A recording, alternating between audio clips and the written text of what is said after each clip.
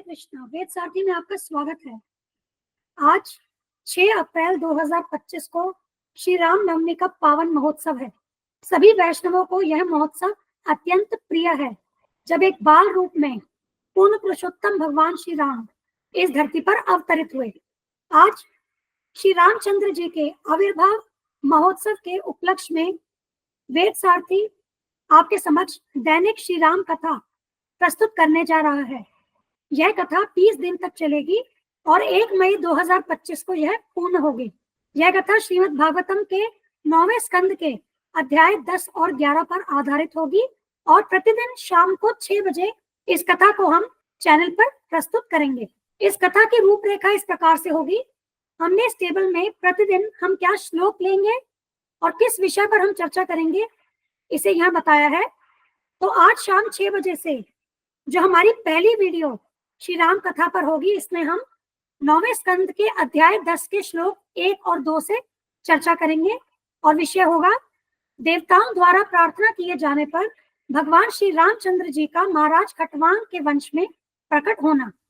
फिर कल 7 अप्रैल को स्कंद 9 अध्याय 10 श्लोक 3 से चर्चा होगी और विषय होगा भगवान श्री रामचंद्र जी के कार्यकलापों का वर्णन किन से सुनना चाहिए, अर्थात आधुनिक तथा कथित पंडितों तथा कथावाचकों से हमें सावधान होना होगा यदि हम तत्व रूप से श्री रामचंद्र जी की कथा के बारे में सुनना चाहते हैं।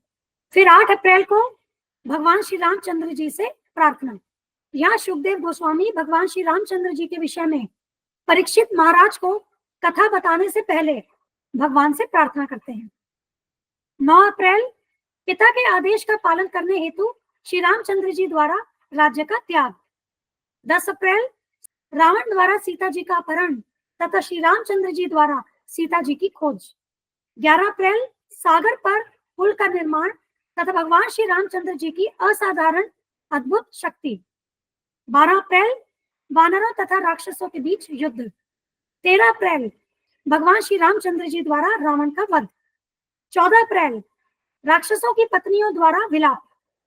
15 अप्रैल श्री रामचंद्र जी का सीता जी से मिलना, वनवास की समाप्ति तथा श्री रामचंद्र जी, सीता जी और लक्ष्मण जी का अयोध्या वापस लौटना। 16 अप्रैल भरत तथा श्री रामचंद्र जी का प्रेम पूर्ण मिलन।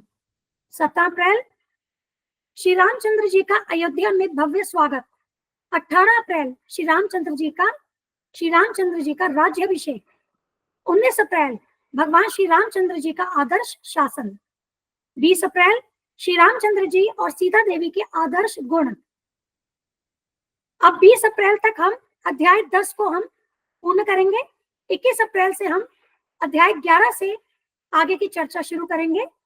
तो 21 अप्रैल को अध्याय 11 से जो पहला विषय हम लेंगे वह होगा भगवान श्री रामचंद्र जी द्वारा यज्ञ संपन्न करना तथा ब्राह्मणों को सर्वस्व दान देना। 22 अप्रैल ब्राह्मणों द्वारा श्री रामचंद्र जी की महिमा का गुणगान। 23 अप्रैल श्री रामचंद्र जी द्वारा सीता जी का त्याग। 24 अप्रैल सीता जी द्वारा वाल्मीकि आश्रम में लव और कुश का जन्म। 25 अप्रैल लक्ष्मण, भरत तथा शत्रुघ्न के पुत्र और उनकी गतिविधियां। 26 अप्रैल सीता जी द्वारा पृथ्वी में प्रवेश।